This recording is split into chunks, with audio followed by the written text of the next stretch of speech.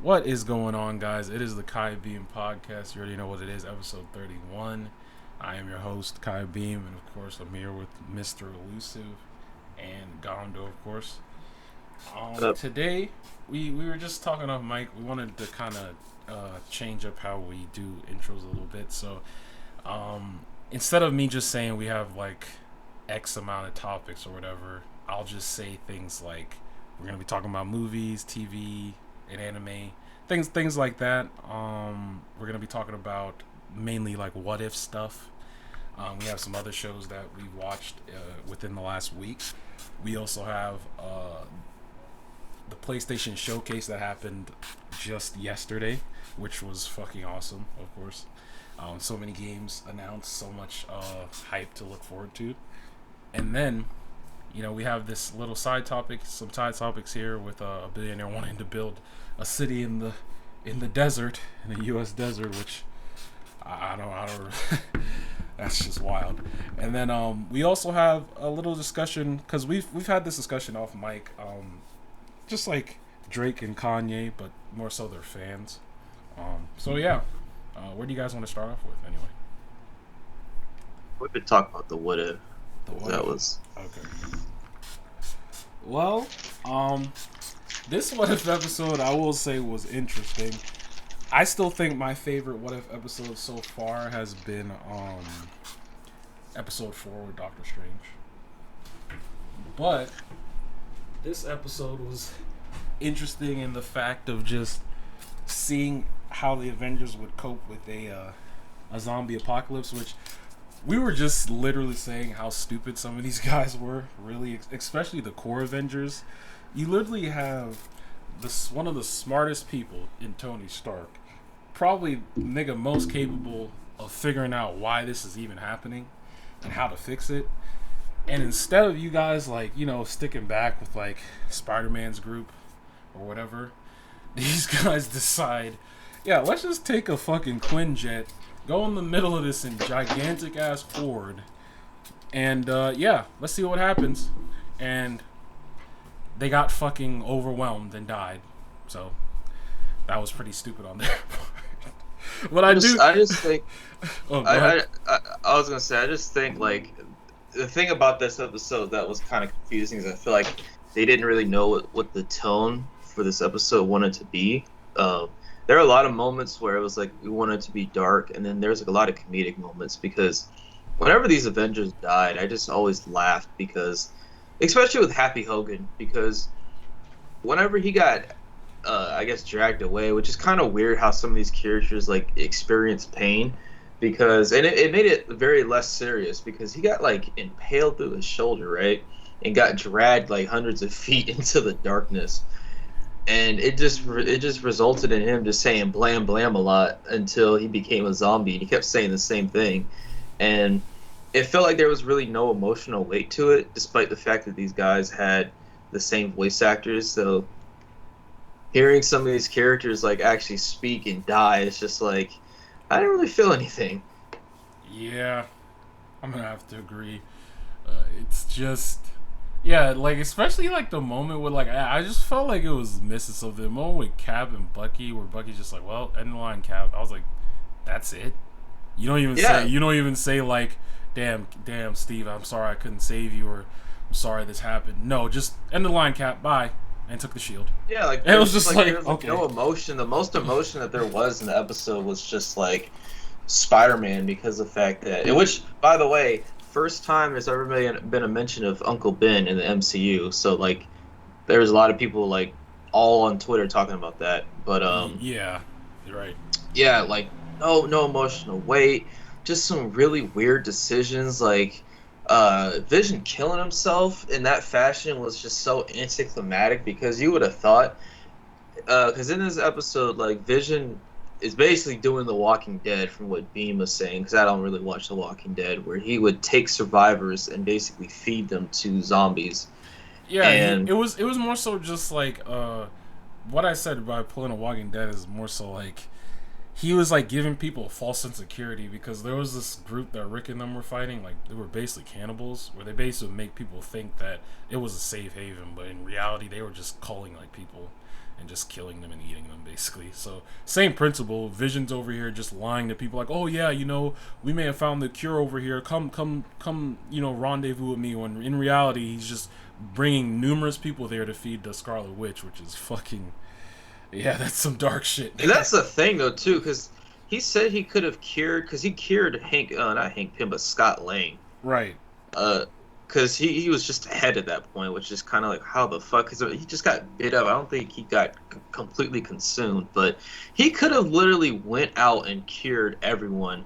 But the fact that he was so, like, pussy whipped by Wanda that he was just, I can't leave her. And that just, like, it just made it even more ridiculous, because the fact that he was a thing that was keeping the zombies, like, away from, like, the perimeter. Like, they couldn't invade the perimeter. So his best course of action here was, while everyone was escaping, he said, I can't leave her, so I must atone for my sins. Boop! And just completely died on him. Yeah. I'm going to say it this way.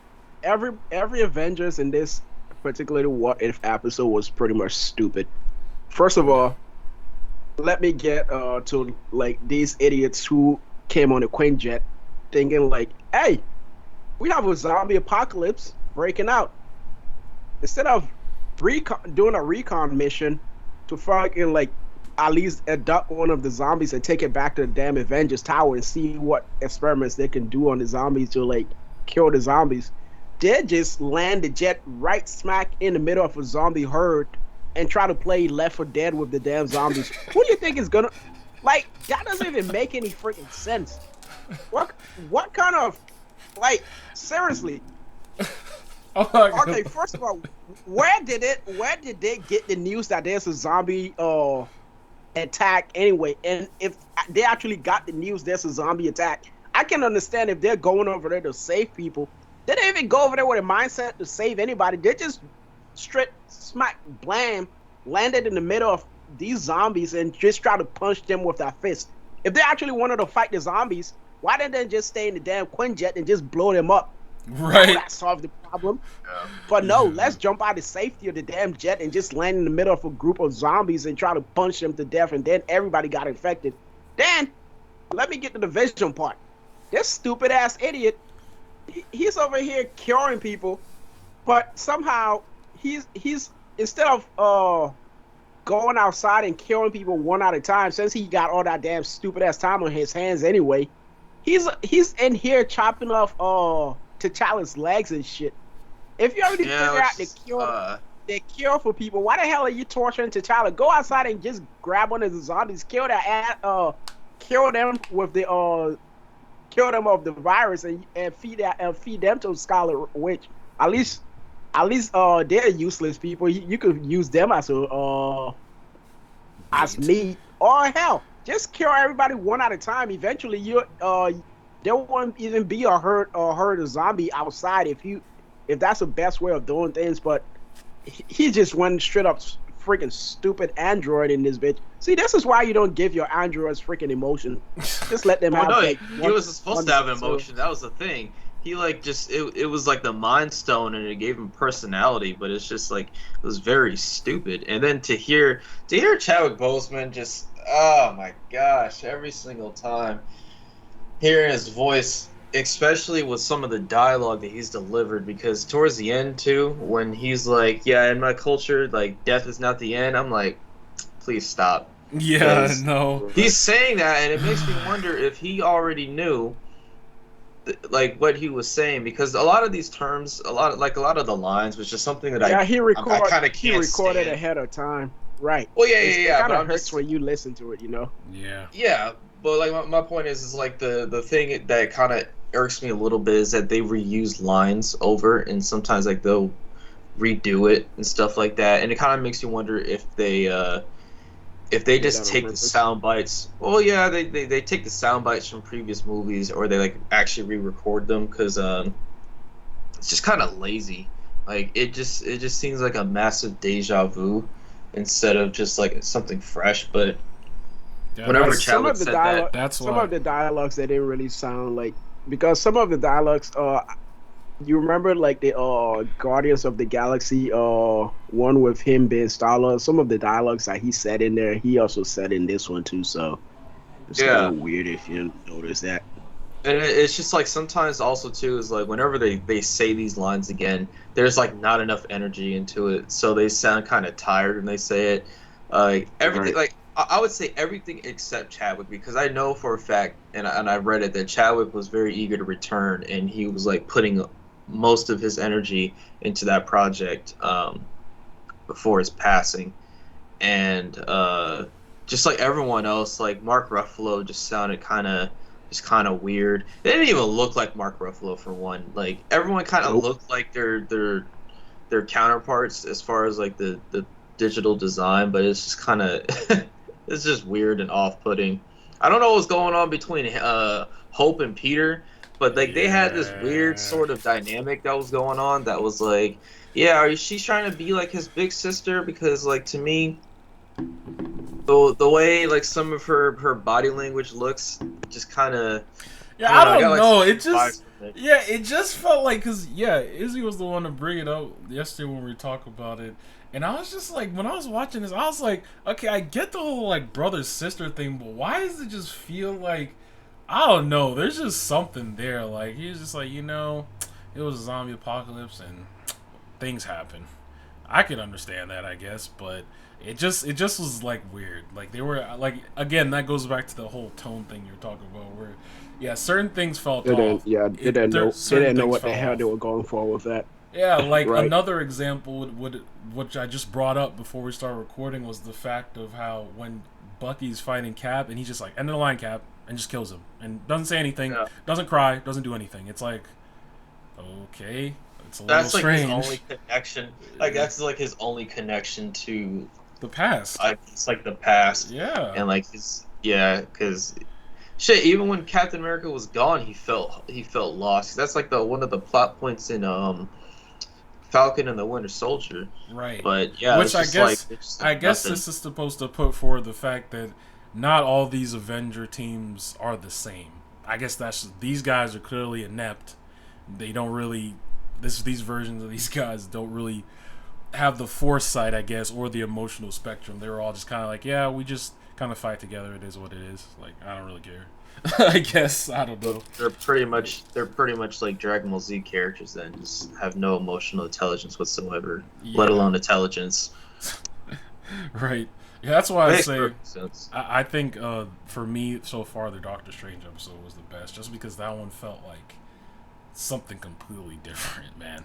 Well, there was a lot of It was- emotion to it, despite the yeah. fact that damn, I forgot her name, but she Christine. kept dying. Christine, yeah, Christine kept dying numerous times. Like just I mean, I very will say hilarious ways. there are some funny ass moments, which I might title the episode. You already know what it is. My king. Wakanda forever. Ah, just fucking Yeah, that shit. I was like, laughing that's the so only- hard. That shit That was was the so. one that probably had that had the most emotion, but it was just like it. Not the kind of emotion that you were expecting. Like I don't want to laugh when I hear these people die, because like they're all, like I said, they're all voiced by characters that we've seen on screen before, Right. and they're never gonna be seen again. Like Bucky, just like I don't know, he was like on downers or something. Like he was like on ADHD Ritalin shit. Like no emotion. This nigga got tossed in the air Like 2 or And- 3 times. 2 or 3 times, yeah. And he was just like, yeah, run. And then all of a sudden he got chucked like a football. And I don't know. That shit was funny. Because That shit he was got hilarious. thrown, and then Zombie Hope just, yeah, nigga, he said, I was laughing my ass off, man. That shit was hilarious, bro. Yeah, this episode, yeah, I felt it was one more of the, while cool in concept, because shit, we didn't even talk about the Thanos thing. That's also another thing too that you did bring up yesterday as well. It's like some of the timelines here don't really match up. It's just like, how was Thanos infected, and how would he have gotten the stones that quickly? Like, that's Well, my kind of thing is just like, how would Thanos actually get infected by the virus if he has literally 4 out of the 5 Infinity Stones in his possession, and not even like Right. the ones where like he, because basically maybe he he should wanted to be- be infected. Who knows? that would be fucking dumb. That would be so fucking dumb. Because he had the time stone, right? So he could basically reverse time to where he wasn't bitten. Or then on top of that, he can make himself intangible so that people would just go right through him and he'd just be like, yeah, I'm not dealing Like with I this told guy. you, like that entire episode of What If is just freaking stupid. It's the And then, universe of the stupid. It's the universe of the stupid Avengers. it makes no sense too, is the fact that like, how is it that despite the fact that you get bit by a zombie, you still have the motivations to get the Infinity Stones still? Which I think, I don't know. I think it's, for me, besides all the other stuff, I don't think that's particular Thanos at that point because he was already infected. I just think with that snap, he's not doing the whole half a life shit. I think he's just gonna turn everyone in that universe to zombies. Which, honestly, though, they could take that and run with that to where, because I know in the original like Marvel zombie stories, like in the comics, like that became an actual threat to other multiverses. So like the zombies would like get hungry and like spill out to other universes just to feed on people. So that shit could spill out into like, maybe that's one of the things that the Guardians of the Galaxy have to deal with, besides like the fucking Vision, whatever, Ultron shit. Maybe that's like the zombie thing. They're like, shit, we have zombies spilling into our universe. What the fuck is going on over here? Like, so that's just one of the many things they gotta fix, probably. But yeah, I'd say probably not the best episode. Not my favorite episode. Yeah, I honestly put this next to episode 1 because it was just didn't make any sense to me. Yeah, I agree. I felt the other ones were a lot stronger, especially episode 4. But we're going around the wheelhouse a lot, so where should we go next? Talk about the Drake versus Kanye thing. Sure. So, Izzy, did you actually put this on record? Did you actually listen to the Donda album? Not the entire thing, but I listened to a few songs in there. I haven't. I still need to listen to it, guys. And don't ask me for any of the songs' name because I don't be knowing songs' name. I only listened to part of the Drake album. I haven't listened to Kanye's yet. I need to finish both of them. But like I said, I just like the Kanye ones better. The Kanye songs better than the Drake songs. Right. Because I feel like the Kanye songs has more longevity in it compared to the Drake songs. Right. Yeah, the reason why I put this Drake versus Kanye thing, but it's mostly like the Drake fans versus the Kanye fans, and they've been kind of going at it on Twitter like it's civil war. And I think you could just listen to both albums and appreciate them both. Yeah, appreciate. I don't know why there's always this need. I mean, it's the artists themselves. Like, I get people going to these camps where it's like, oh, these two are beefing, but you really don't need to be doing all that. Let them niggas deal with their issues, bro. You can literally listen. That's just like to say for you guys, yeah, you liked Kanye's album. I still have to listen to both of them to get my own opinion, but yeah, you can like both albums. Maybe you could say, yeah, I actually kind of like Drake's a little bit better, but they were both great. Or I liked Kanye's a bit better. They were both great though. Cool. You move on. It's just that simple. You don't need to go back and forth on it. Exactly. Like I can like an album and then not insult anyone and be like, man, you fucking stupid ass, dumbass bitch. Like I can do that and not throw insults like that. Yeah, that's what I've been seeing on Twitter. I'm just like, man, you guys are not these guys' representatives at all. No, like, it's the same thing. You have no influence. It's the same thing. Like, remember how stupid? I mean, it's still a thing, but it's not as bad as it was back then with the console wars. Like, bro, that shit was always fucking whack to me, man. Like, oh, Xbox is this and oh, PS. Like, shut the fuck. You are not representing these companies, bro. Just shut up. You're literally defending fucking plastic. Like, just buy the console you want or buy both and fucking play it. Enjoy your stuff. And why does people enjoyment have to be based on your enjoyment? Exactly. Enjoy what you want to enjoy and call it a day, man. Exactly. Actually, I do want to send you guys this right here because it's just kind of funny because someone talked about this for the PlayStation reveal, and I just thought it was funny because this guy was talking about Spider-Man 2, which we'll go into more detail about that with the whole PlayStation showcase. But I sent it to you guys on text message. But this guy right here was just complaining about like how the game's like is a PlayStation exclusive and stuff like that. And the whole thing goes into like this thread where he was okay, actually looking at them, Yeah, I they were see going that. at they were going down. He was just like, "This is fucking stupid. I hate this. Xbox don't get nothing." And well, it's just like, just get a PlayStation. I don't want to get that shit. Yeah, Like, it's just like, then you're fucking dumb. Like, bro, it's called exclusives for a reason. The same way Xbox has like Halo and Gears of War shit you can only play there. If I wanted to play that, I'd get a fucking Xbox. If you don't want to get a PlayStation and to play the games that you see that are available on there, you're just an idiot. I don't know what else to tell you. Like, I don't know. These people are just weird, man. With these allegiances, it's like, oh, I need to be a diehard Xbox fan, and But- if I but do that, I betray. It's like, nigga, what are you talking about, man? What's funny though, What the have people forgotten that Sony still owns the rights to Spider-Man? Right, that's the other thing that Of Right. course, it's not gonna be an Xbox thing ever. right. Unless Sony wants to like make more money and say like, oh yeah, we're just gonna release this on PC, which is down the line. I'm pretty sure they are gonna do, but I don't think they're gonna release Spider-Man on No, because that's a big ass moneymaker. That will sell consoles. Xbox. That will sell consoles. but the thing Easy. is though, it's just like this. Again, yeah, you're right. The person that wasn't aware that like Sony actually owns Oh, Spider-Man. all of Spider-Man except for the cartoon rights. Like Oh. Marvel owns the licensing rights to actually use Right. Spider-Man in like cartoons and stuff, but as far as movies, games, comics, no, they get all that.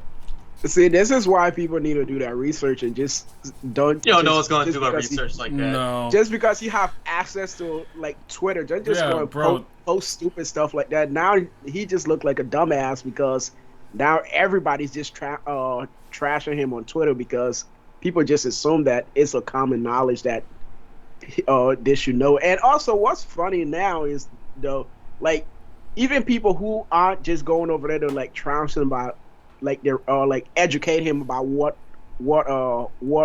I mean, who owns what and what is going down with like the Spider-Man exclusivity.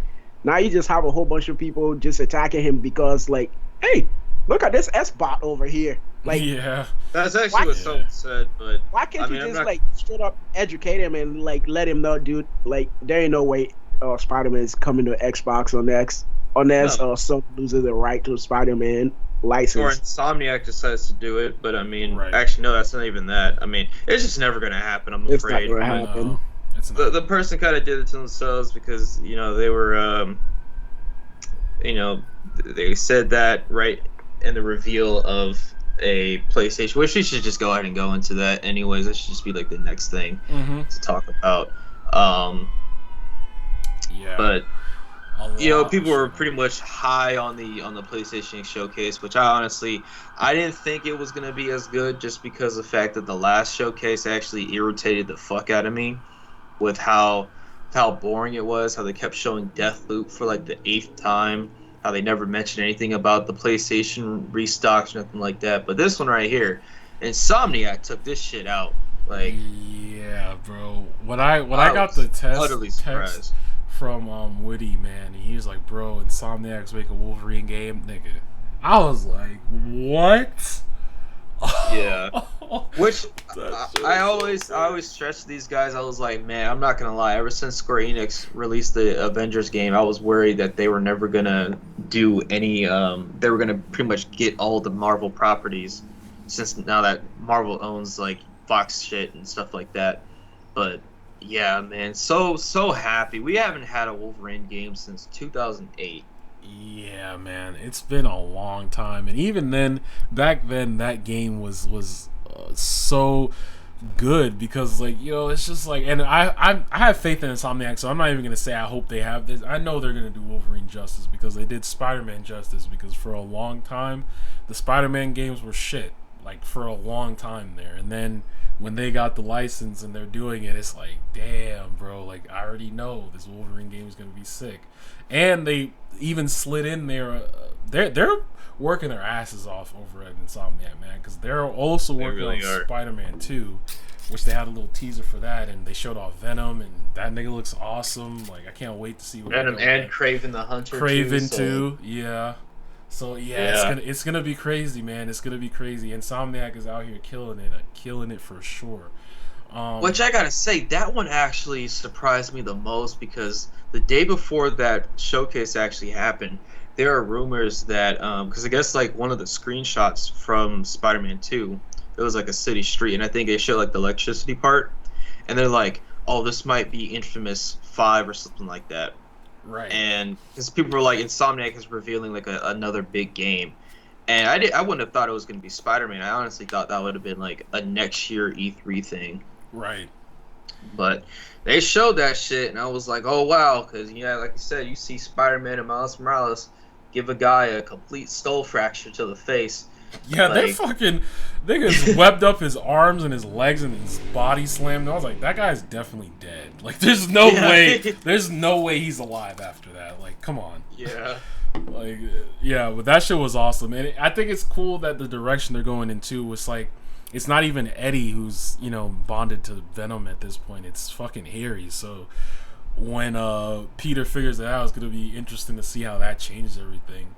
You know, as he's gonna be like, shit, that's my best friend, and this nigga's a monster. Like, that's crazy. Yeah. So it's just gonna be cool. And we were talking about it too, how it could potentially make some cool shit, man. Like maybe, you know, both Miles and Peter get infected with Venom, and you know they both get black suits. Like that would be sick, actually. You know what I'm saying? Like, damn, that would be cool. There's a lot of directions they can go into with that whole thing right there. So I can't wait. That's dropping on 2023. I'm assuming because they didn't. We got a long list of Spider-Man shit coming out for the next 3 years. We got No Way Home, or what Izzy calls Spider-Man Homies. We have Spider-Verse 2, and now we have Insomniac Spider-Man 2. Yeah, so, and then that's coming out in 2023. Venom this year. Yeah, there's a lot of Spider-Man shit going on. It's honestly a great time to be a Spider-Man fan. Gotta be honest. But yeah, throughout the showcase they showed more gameplay, or not more, but they showed off some gameplay finally of God of War Ragnarok. That shit looks fucking sick. I actually really want that game. Yeah, that game looks fucking awesome, man. I'm really about to have like not a whole collection, but I'm about to be racking up on games I need to play because I haven't gotten the PlayStation 5 yet, and I don't want to do the scalper prices or anything like that. Nope, you should just wait. I'm most likely gonna get Ragnarok and then the first God of War for the PlayStation from the PlayStation 4 version or the PlayStation 5 version, and then Insomniac, Spider-Man, Miles Morales, and Spider-Man 2. So yes, sir. Yeah, I can't wait for Ragnarok because it's cool. Like obviously there was a time jump because they also changed Atreus' voice actor, so now I guess he's like a teenager, yeah. And now he's embraced his powers. He can summon elks and shit, and super rebellious. And it's cool that they're showing, like, there was that teaser where when he was walking up with the dead elk or whatever, right? And he had the horns, and it looked like he was Loki. I was like, oh, you know, it's gonna be crazy when he fully embraces that shit because you know the prophecy is that he's supposed to kill Kratos. So it's like that's gonna be crazy, man. Like I don't know what direction they're gonna go, but what I do know is, as I told you, Izzy, Freya's fucking pissed at Kratos. She wants to kill this nigga so bad, bro, so fucking bad. It's crazy. Then we got some stuff. Atreus and Kratos trying to go and find Tyr, that realm's God of War. So that'll be interesting to see how that affects the whole war with Odin and Thor. Like, oh man, it's gonna be sick, dude. It's gonna be so sick. But I don't know. Was there a date for that? Was it 2023 or I don't even remember. 2023, I think. Okay. And then they also showed off some more Horizon, of course. That game looks as good as ever. That's coming out next year in February. I'm definitely picking that up. I'm actually replaying the original one, and that one's still pretty fun as well. I can't wait for the second part.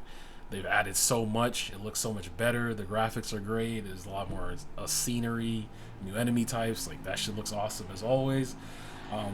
Then we have some other games that I didn't know too much about, and I was like, damn, these games look cool. So what I have on here is Forspoken, and I didn't really know much about that game until the showcase, and that shit actually looks pretty damn dope, man. I have my eye on that one. That's the one with the chick, the girl, and she has like magic and shit, and she's like the traversing, and then like the fucking gameplay looks sick, and then all the magic shit, like that shit looks dope. It's like Spider-Man with no like wrestling, but parkour is just like unmatched. It for real though, like it was just cool. Like the movement was really slick and like clean, and then she was doing like super fucking Hulk jumps and shit. I don't think that game is gonna be good. This guy with his pessimism, I'm just not even going to engage with this thing. No. You should listen. We need your reasoning. So okay, I'm looking at that. I mean, it may be decent, but I don't think it's gonna be like good. If I don't know how to explain it, but okay, think about it like this: like Infamous Second Son. That game was super pretty and like just hit all the right Infamous notes and whatnot, but like it wasn't really a particularly good game. No, I understand what you mean. So I don't think. Are you trying to say? I think it's gonna be in one of those vein of things. Okay, so you're trying to say like a pretty technical game, like a game to show off the technical spec. Right. Maybe. But gameplay wise, it's not gonna be as fun as you think it should be. Maybe. I mean, I'm not gonna lie. I'm the kind of person that likes to do platforming. Like, it kind of depends on like what you're wanting to get, because like for me, it's open world. It's an open world RPG. Yeah, you got the magic thing, which I don't think that's really like a thing that's been done yet. At least with the kind of shit they got going on. Cause yeah, no, I'm looking at it right now. Damn, the map looks fucking huge too, and just it look. I think for me at least I'll like it because of the fact that I'm getting satisfaction out of the movement. The gameplay as far as the combat looks actually pretty interesting, and the open worldness. The only thing that I'd be terribly bored with is if the environment is boring. If there's no creativeness in like the way that their shit is set up, and it's like near automata or near replicant, then yeah, I'll get bored because I don't know why I actually got that game. Yeah, I'm not gonna lie. Yeah, the world in Nier, as fun as that game is, it is pretty bland. I will say that. So yeah, that's probably why. I never even thought about that. How I stopped, like, fell out of those games. Like, I want to finish them just to finish them at least though, because I already bought them. So I would at least want to do that. But yeah, I agree with that. I think it could be a good game. Izzy, I understand your point as well, but I want to be a little optimistic. For a long time, it's been a while since I've been interested in a couple games like this, because usually a lot of the games that have been coming out are don't get me wrong. I would be glad if that is actually a very good game. I will purchase that game without a second thought. I mean, obviously, I'm not going to pay $70 for that crap, but. Right. I will buy it if it is actually a good game, but I just don't think it's going to be a good game. I mean, this is like an introduction to a new IP, though, too. So. Yeah, it's a new IP, so I'm willing to give it a chance, honestly. Because initially, when that game was showcased, it wasn't even a fully fleshed out game. It was just excuse me, it was just a tech demo to show like the capabilities of the PlayStation 5. But now it's evolving to a full-fledged game. Excuse me. Yeah. I mean, I can see that. Yeah. I can definitely see it now that I'm looking at it. I'm willing to give it a chance. Yeah, me too. Just to see. It's coming out next year in spring, so like, shit. I don't even sure what's gonna even happen with the PS5 restocks, to be honest. So, who's to even say that we'll actually even get that? But yeah. I mean, you two could get it, but yeah. We also there's also Ghostwire too. Yeah, Ghostwire Tokyo. I believe we saw that last year too as well. You're playing as a guy in Japan, and there's like some ethereal shit going on, like wraiths and ghosts and shit like that. Yes, I think in this one you also have magic as well. It looks pretty dope. I like it. It looks more like a linear story though, not like open world or anything like that. But I'm still down. Looks like a first-person game. Yeah, I think so. Yeah, it is. Okay. And do you guys notice the trend of these new PlayStation's IP is like everybody just makes that game a point now to be like super fluid or for some reason. Like every game that showed, like, it's just fast-paced movement, every time for every friggin' game. Yeah. Well, yeah, because I mean, that's something I feel like people should really strive for, because especially when it comes to combat and just movement, I can't stand when characters fucking move a certain way, and like you're trying to move away from an attack, but he has like, I don't know, it's like he has arthritis in his joints or something, and it's hard for him to move. Because like that stuff happens. Like if you play, and I'll use the example of GTA 5. If you play GTA 5, you're gonna be like, damn, this shit is so out of date, because the fact that your movements are so it's like putty. That's the best way I can describe it. Because when you try to move from somewhere, you try to like walk down a staircase, you have a 50-50 chance of walking so fast that you'll just walk on the rails and fall to your doom.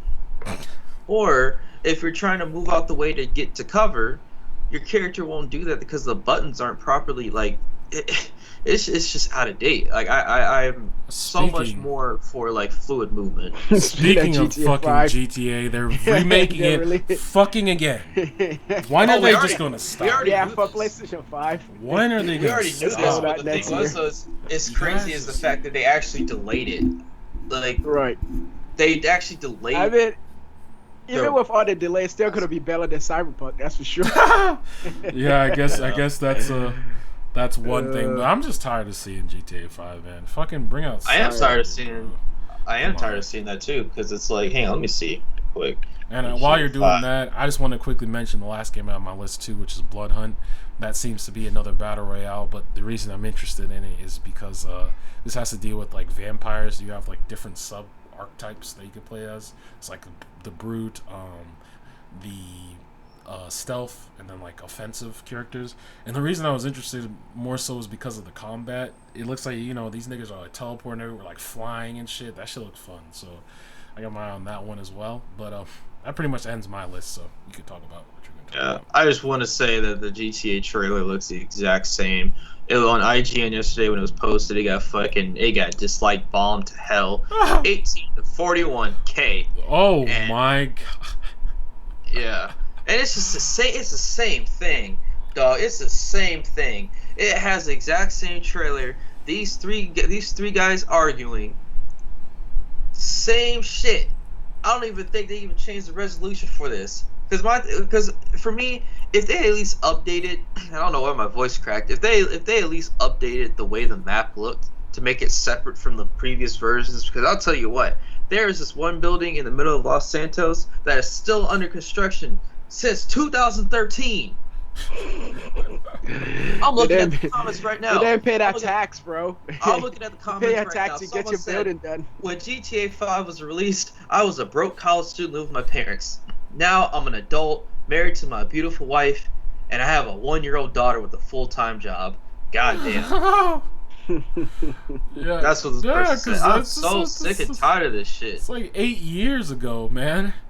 Like you just need to just stop. It's the same thing with fucking Skyrim, bro. Like just please fucking stop. Just stop. Todd Howard actually says something that pissed a lot of people off, because like he said, "Oh, in our database, it still shows that people still play Skyrim. So unless those numbers drop, I'm gonna keep doing it as much as I need to." I was like, all right.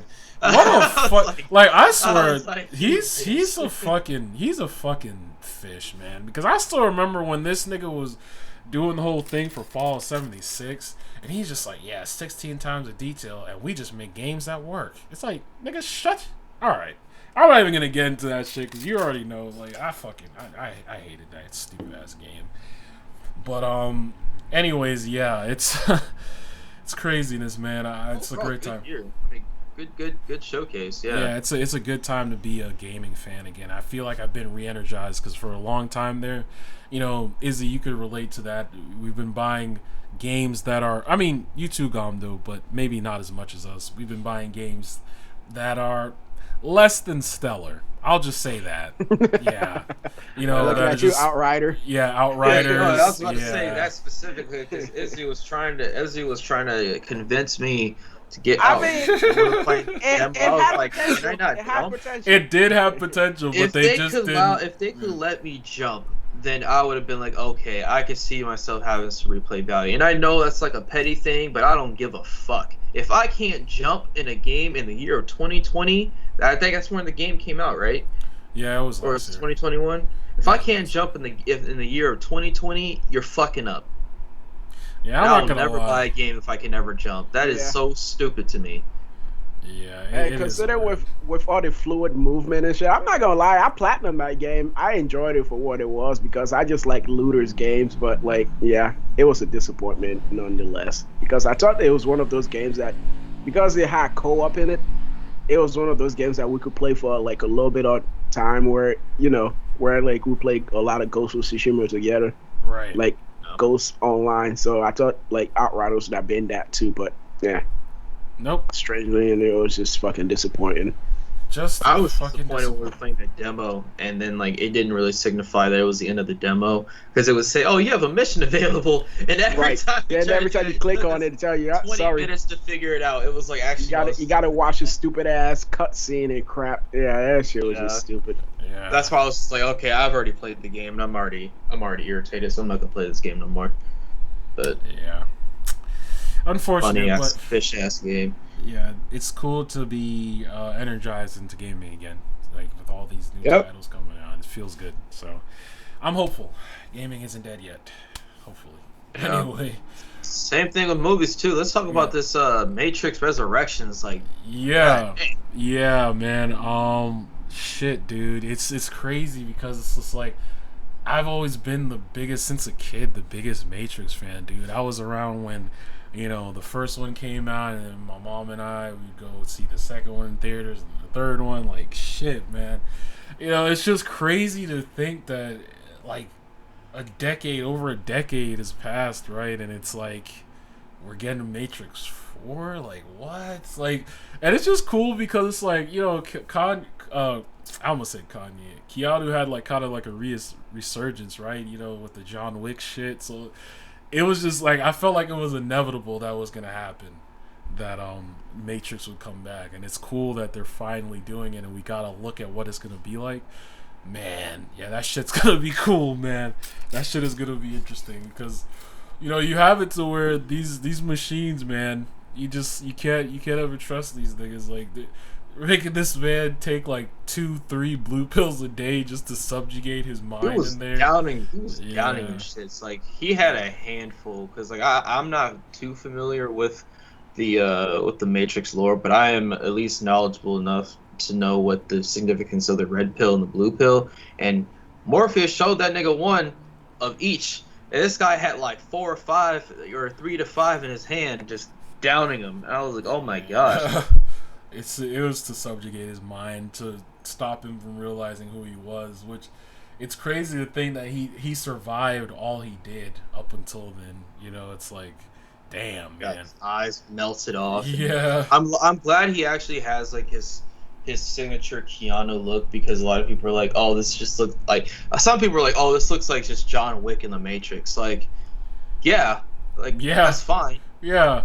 Honestly, yeah, I'm glad they didn't make him like cut his hair or anything, because I don't know, like I just feel like when things do that, it's kind of like Zombieland almost too. It's like they were wearing the same things, but the characters actually looked older. Like time had actually passed. Like it just, I don't know why that's important, but it just makes it feel real. You know what I mean? Like it's just like you've seen this adventure, you see this young Neo going through all this shit, and then you get to this point where this nigga's like older, like just going through the motions and shit. And it's just, and I've always liked how with the Matrix specifically, how it was like a mirror on society, and they made sure to be a little heavy handed. I'm not gonna lie, like in the trailer, when Neo's in the elevator, everyone's on their phone, not really caring what they're doing, and he's the only one like, oh, okay, this is fucking weird.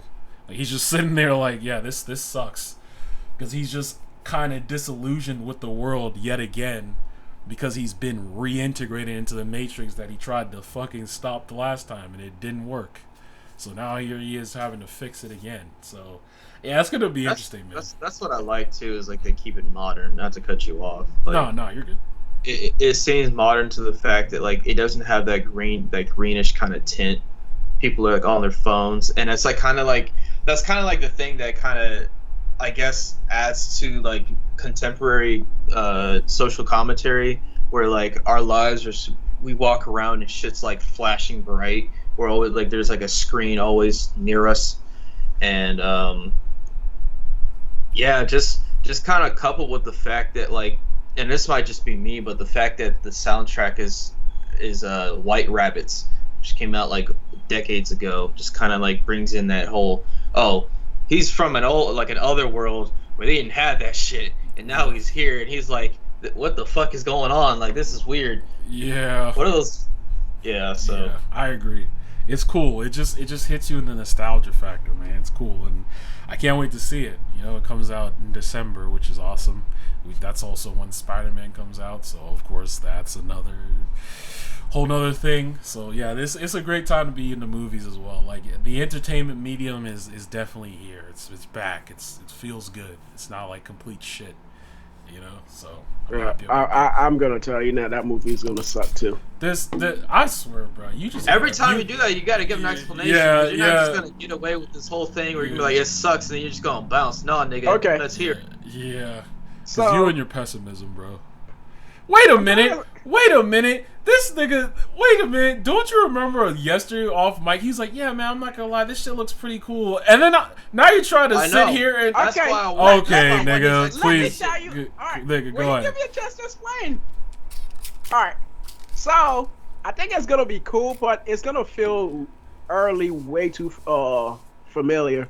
Like, it's not gonna be any. There's not gonna be any surprises in that movie at all. It's gonna be like a lot of retreading, and after you watch it once, it's not gonna be one of those like the other Matrix's movies. When you watch it, you always want to watch it again just because you feel like you missed something. I guess you may do that for this one, but it's gonna be something like a ground that they have treaded before, and there's not gonna be a lot of surprises in it. I think that might not be the case, and I have a few examples because of the fact that when I was looking at this one video that was talking about the Matrix, there was discussion about how the sisters originally wanted to bring in like these wanted to have like some like transgendered commentaries into it, but they couldn't do it at the time because of the fact that, you know, at the time it was not acceptable. So what they're gonna make Neo no, not now? Neo. No, not Neo specifically, but like other characters where like the character in the Matrix will be male, but then like the other character would be the gender that they believe to be, which would be whatever. So right. Because that was the other thing is like, and I didn't understand it at first because some people were saying that Matrix is like a trans allegory, or something of that matter, which I'm not qualified to even talk about that at all because I don't even know exactly what that is. But I do understand the fact that these sisters definitely want to have some of those plot points in those. Where let's say for example, like in the actual Zion or whatever, in Zion, not Zion, but you know, the outside world where there's not the Matrix, like the gender of whoever is in the Matrix may be a male, but in the Matrix they believe themselves to be a female or something, vice versa, or something along that line. Yeah, something along the line like that. Like they could be like gender fluid or something like that because I think okay. Someone mentioned the other thing too is just the fact that there's like reincarnation in the Matrix. Am I wrong about that? No, there is. Yeah, you're not wrong. Because people were talking about how like they would influence or they would implement gender fluidity with the reincarnation, because you know, I guess like your spirit is genderless, so that's why I think it could be they're not gonna do that same stuff. Like you're kind of thinking, from my understanding, like it's gonna be like Star Wars, how they just basically like took the same elements and just put it into the sequels. Yeah, I don't think so, and I don't. They really didn't show much in that trailer. We got a general gist of like some of the things they might tread on, but I don't think that's going to be the main plot points of the movie at all. I think there's a lot more we don't know. So I'm I mean, there's a huge theory that I can't even, I don't even understand because I haven't even watched like the last two, or just I don't even remember the films, but we have no idea. I gotta actually watch it. Yeah, there's a lot of theories, man. Like for years, people had been talking about the trilogy just like like there was so many things I didn't understand when I originally, because as a kid I was only there for like the action portion. I wasn't really like there for the story so much, right? And it's like there's this big grand scope. Like, and we were talking about off air, me and Izzy. I think you were there too, but we were just saying how I'm wondering if this movie's gonna give any credence to the fact that maybe what they believed to be the real world was really just like a multi-layered matrix. So because like you just take a look back at the past movies and it's like the things Neo could do outside of supposedly the matrix is like, how the fuck are you doing that? Like this nigga's literally exploding like fucking huge ass machines and shit. I'm just like, nigga, like I just can't buy that you're doing that in the real world. I just can't. Like there's no way. There's no way. So like I feel like they'll get the revelation that yeah, nigga, it was a big ass game all along. You thought that you were outside of the matrix, but realistically, we engineered all of this to once again subjugate you guys and give you guys this false sense of security that yeah, there's going to be a treaty between humans and machines, but really there's not, because that was just a fabrication. You're still in the matrix, and we still have you guys under our whim. We don't care. So that would be interesting to see. I wish that as a side note, Hugo Weaving could have came back, man. I would have loved to see his Smith come back, because he was Mr. Anderson. Yeah, he was iconic, man. He was like the big bad, bro. Like always up to something, doing some fuck shit. It was just it sucks. You can't really bring him back now, because if you bring him back, then you're pretty much now retelling the same story over and over. You're not really moving forward with the story. So True. This isn't like a family reunion or anything of that sort. This is actually arc of a movie that is supposed to move forward. So if they want to remake, it's not a remake. It's a continuation of a story. So they can't really go and start bringing characters back just willy-nilly. True. And that's the kind of thing that I hate that some movies do, is like whenever they have like a sequel, they're like, oh, this is gonna be like a soft reboot. Like I don't want that. Like I just want a continuation and just go from there. Yeah. Right. I agree. Because yeah, it's like Izzy says, you do this backtracking thing. Because yeah, let's say they did have Smith in that movie. What would this purpose serve? He would be trying to do the same thing he was doing in those movies, which is take over the Matrix and the real world, have complete control over everything. Which you've already tread over that entire story already, so I don't really want to see that again. As cool as Smith was, So, yeah. Yeah. I'm excited though. I'm excited.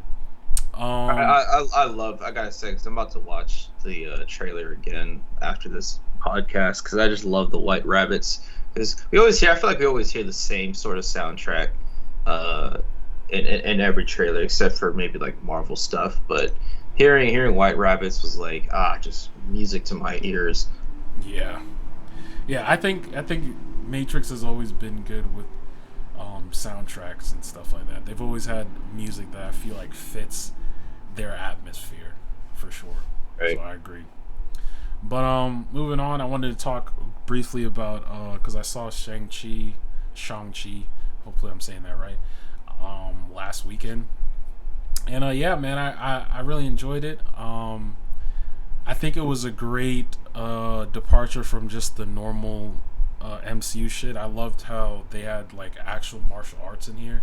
There was no shaky cam bullshit that they usually do, especially, you go back, you look at some of Black Widow's fights, and that shit is like fucking, like this cameraman's over here having a seizure, like, niggas just shaking the fucking camera everywhere. But with this one, nah, they made sure, and it's cool that, they got actors, like you said, Izzy, who, actually do some martial arts and shit, and it was cool to see them do all these things, and, we got through all the stuff with the Mandarin, and, they pretty much set up the fact that there are Fear Lords. I don't know when we're going to see the other ones, because, and I don't really even know if the Dweller in Darkness is actually dead. I feel like it's actually not, because realistically, cosmic beings don't die. Yeah, cosmic beings don't die, and I feel like that form it took was pretty much the only thing it could take within like the main plane of the MCU. It can't, like, beings like that, like Dweller in Darkness or Mephisto or Nightmare or any of those guys, they can't really like invade the main Marvel universe unless they like pass through something else, like someone like they usually have to like control people, like kind of like how Dweller in Darkness did, kind of, you know, whispering in the Mandarin's ear the entire movie, hey, I'm over here, come free me. It was taking the guise of his wife or whatever, right? But realistically, it's just trying to spill into the Marvel universe, the main one. So yeah, they reside in like their own dimensions, and it's cool to see that we may potentially, you know, everyone's always Mephisto, like eventually we'll see him, I'm sure, and eventually we'll see Nightmare and all, and Dormammu's also a Fear Lord too, so you know that's cool. It's like we have this setup coming, and then we have like the teasers with like where the Ten Rings actually came from. A lot of theories on that's another thing that really pissed me off about this movie. It sucked ass. I don't even know why the hell they would name the movie Shang-Chi and the fucking Ten Rings if they don't even give you any fucking information about the Ten Rings. Like, it's pretty much, they should just call the movie Shang-Chi and just call it a day. No need to add the 10 rings in there, because if you call a movie Shang-Chi and the 10 rings without providing information about the 10 rings, then what's the point of the freaking adding the 10 rings part about that? I don't care even if it's just because of Marvel thing that have to set up shit for future purposes. Tell us the freaking origin of the 10 rings. Don't just leave it ambiguous because now you haven't come up with an explanation. I feel like that's just easy writing on our part. Even in that, I feel like they have a bigger part to play as why. Like they didn't. But that's the thing, dude. That's just lazy writing because they haven't thought about what the 10 rings is going to do. I don't think so, man. I think they just pretty much just left it ambiguous. So eventually, when they think about it, then they can just say, "Oh yeah, this is what the 10 ring is supposed to be." I don't think so, man. You know how Marvel is, like. Dude, I'm not gonna give them the Marvel doubt about. I'm not saying the Marvel doubt, bro. I'm just saying if you look at their track record, like things have always been set up. Like, did they tell you immediately? Nothing has been set up, bro. Like you're mistaking some of the shit that you're mistaking, like that course correction for setting up stuff. Like some of the stuff that they made a mistake on, they came back and later on in which is fine. Like everything retcon that's course shit. Correction. That's like any series you look at, they retcon things that don't work or things that just make no sense. So in essence, like the Shang-Chi movie was just it's just a lazy writing because they couldn't think of what the ring man. I'm not gonna let you get away with that. Nah. I think it has something to do with. Either it's gonna lead into some shit with Kang, or some bad after him. I guarantee. No, I guarantee you. I think they don't have an explanation for it, and once they finally think about what the explanation is, that's when they're gonna bring it in future movies, and everybody's gonna be like, "Oh yeah, this was like completely set up," but no, it's one of those shit that they completely couldn't come up with an explanation at the moment for what the 10 rings is supposed to be and what where they want to go with it. So they just left it as ambiguous as possible. I'll agree to disagree with the fact that I will at least say I don't really care too much about the 10 rings themselves. Like because like for me, like I was just saying, when you name a movie Shang-Chi and the 10 rings, you need to tell us what the friggin' 10 rings is. I get it. What I'm saying is like with the Mandarin himself, I feel like they could have delved more into that. Like where the fuck did he actually get those? Like that part I will agree is like where did he I didn't see the movie, but wasn't the whole point was like every time they talked about the 10 rings there was like a different story with it because it was just like it was so long ago. Pretty much. And also on top of that too is like the post credit scene, like they were talking about where they could have be from, and there's like that theory that it was connected to the Eternals because of like the color and the pulse. So I mean exactly like. Yeah, Izzy, like, I don't think you should be so quick to just be like, they don't know what they're doing with this. Like, Marvel always has a problem, right off the bat, there's like, where you know they don't know what they were doing with this is they never even let the Mandarin explain anything about the rings. Every time there's a ring explanation, there's just somebody in the background speculating about it. Like, how you doing right now, Kai? Like, you're pretty much speculating. It's what, like, every character in the movie was doing. I'm not speculating. It's more like inference. Like I'm inferring that we've seen them do this type of thing before. It's like they set things up to where you understand. Is lazy writing. But I don't see how you say that. Why? They're just banking on the fact that people will want to come back to see what this is all about in the future, instead of actually explaining what it is about But right now, and it bring could up serve. a new idea in All the I'm saying future is it could to serve continue a the story. bigger purpose. Maybe that's why they didn't. Is why. No, I don't think so. I'm willing to just be like, I'm just gonna wait and see, and just watch. I mean, I griping about it. I'm still just gonna watch every Marvel movie. That's just me. I mean, I didn't say I wasn't gonna watch every Marvel movie, but I'm just telling you, like, it, because of all these little few bits or pieces, like, it wasn't really like it wasn't. I mean, the martial was good, but like, it wasn't a good movie. It was just one of those other. I mean, it was just that's one of your opinion. those For movie me, that just followed those tropes. I really enjoyed it. Matter of fact, I'd say out of the recent movies, I like this way better than at least Captain Marvel. I like Black Widow more than I like Captain Marvel. Like, that was the out of the more recent like phase movies, I think Captain Marvel was the weakest one they ever did. But yeah, I thought it was good. For me personally, I enjoyed the movie. But yeah, that's pretty much all I had to say about that. I waited till Rick and Morty the full season was done, and I actually ended up binging that. Yeah, that show is very interesting. I'll say that. That ending though was, yeah, I don't know. Some people were really upset about that because they said that it was like it pretty much wrapped up everything, which I don't understand how it's even possible considering the fact that he just opened up a door to like exactly, bro. Storytelling. We don't even know where Evil Morty went. Like, there's still so many questions. Like, why did he even want to do that? He's not Evil Morty though. He's just Morty.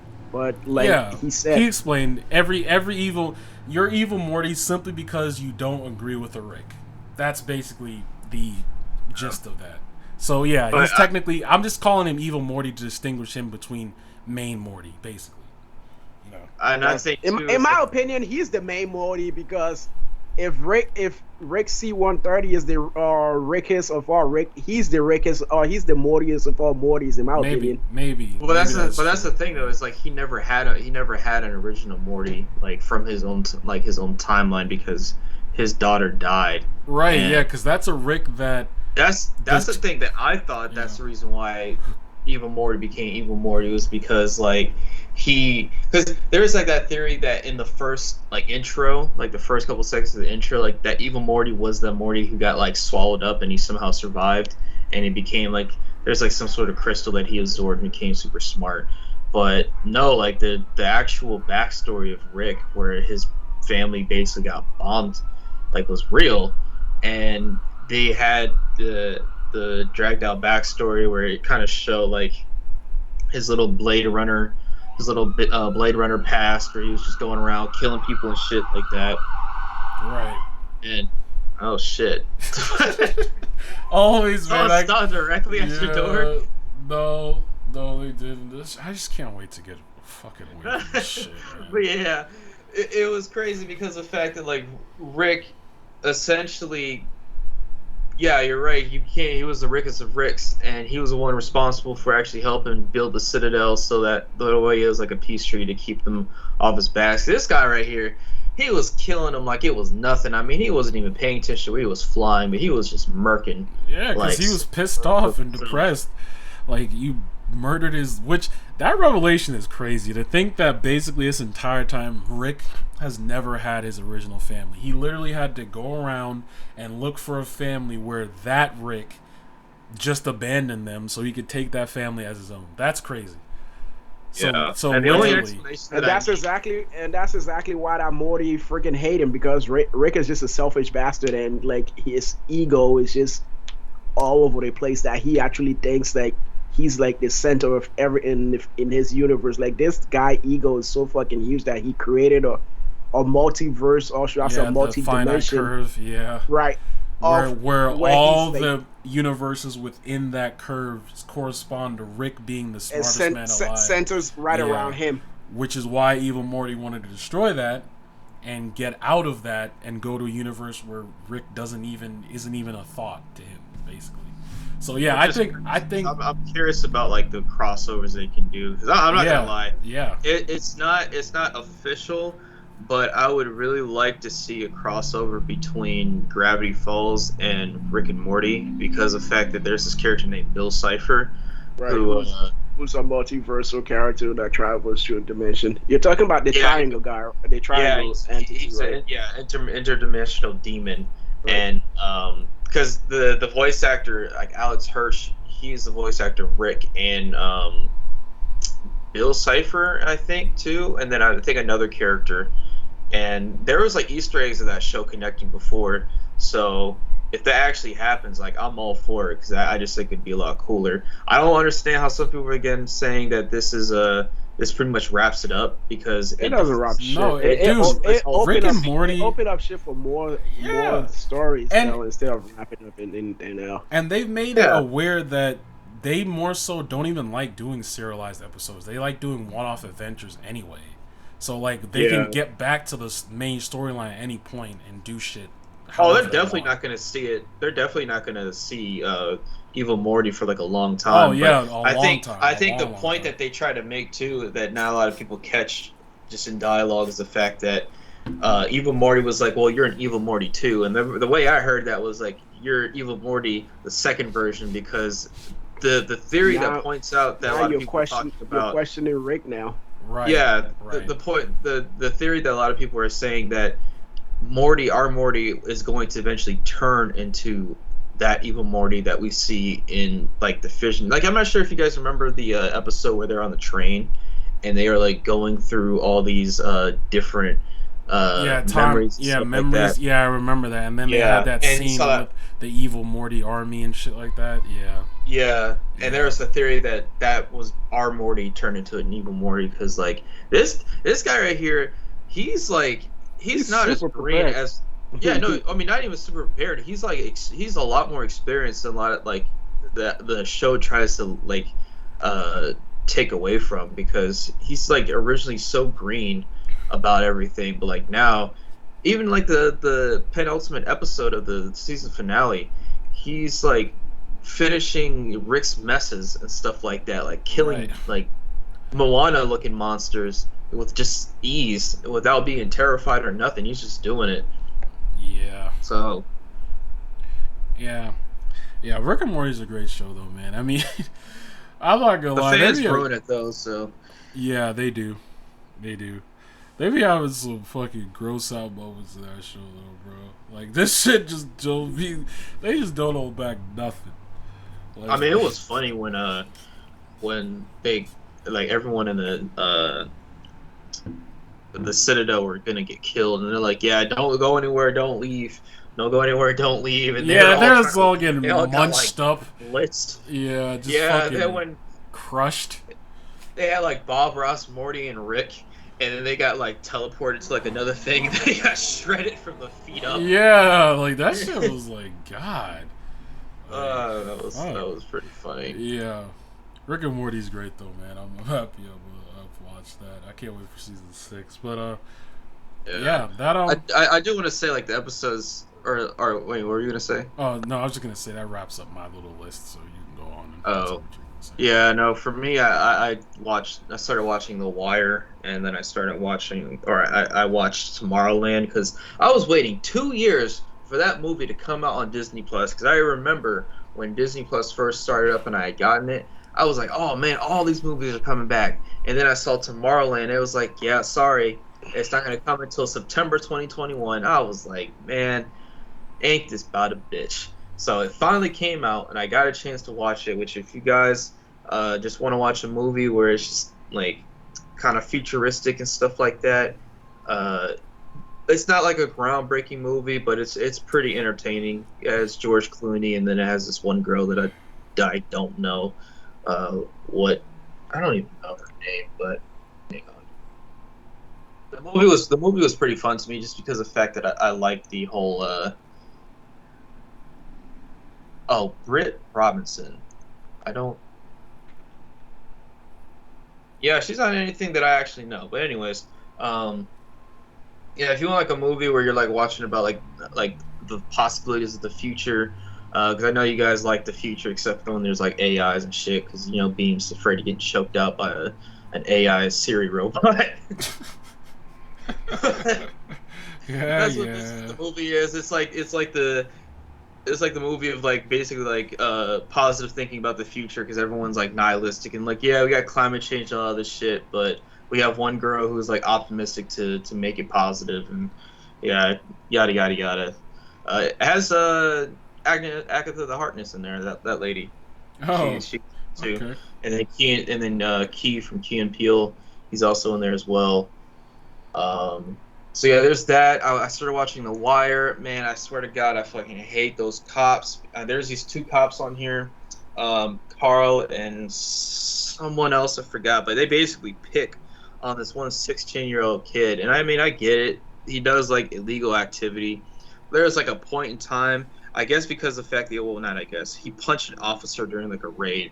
And it's like now they just started picking on him to where like every time they see him, they chase him down and they started beating this guy. They arrested him and they're just I don't know. It's just kind of weird. The way that like the world was back in like the early 2000s is sort of similar but very different because the fact that like they have like this operation going on where they're doing like pager clones and stuff like that to kind of tap in to hear people's conversations, like, and I mean I'm talking like they went into like a person's house, I think, or it was like a place of business and put wiretaps all around the area and like webcams. So whenever like they were talking about illicit drug activity, they're like, "Yeah, get them," and they would just bust in and just start beating up whoever's in that room until like they're all black and blue.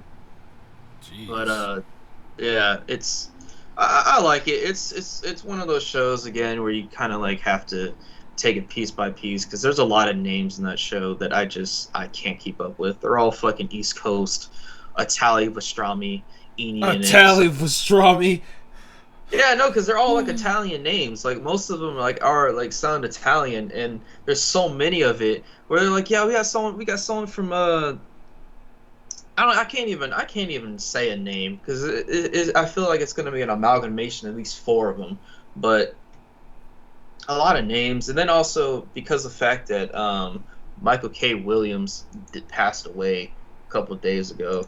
It was really sad because he was in Lovecraft Country, is he? If you remember that show, he was Tick's dad. Hmm. So he passed away. I think it was like a drug overdose. But I mean, if you guys want to find out more about that, and I'm speaking to the audience, just go look up the news because I'm not going to go into that. But his character in The Wire is by far one of the best characters in that show. So there is that. Um, I actually have a question for you guys though. What has minding your business done for you guys? Has it actually worked in your favor? Or did it backfire sometimes? And I talk about this in the sense that if you're looking for a fight, or if you find yourself in a situation where you can expect violence, like, has minding your business and not entertaining that person's behavior saved you from a situation, or has it backfired? I think. I mean, I don't think I've ever been in a situation. Well, I wouldn't say fight. I would just say like altercation, whether it's verbally or altercation. physically. Yeah, like I definitely say minding your business is probably the best thing you could do, and not try to antagonize people because you don't really know. Uh, Let me just say, you don't know people, and you don't know like where they're at in their current day to day life, and what they're willing to do to you. Niggas get out guns, they get out weapons. I don't know. They could just stab or shoot your ass. I mean, And I have a story for what happened a couple like a week ago. But yeah, Izzy, have you ever had an experience like that where you just been like, damn, I'm glad I minded my business on this shit right here? Not that I can think of. Okay, I mostly don't care about people anyway, so. you goddamn right, brother. yeah, nah. I hear no lies. I hear no lies. None at all.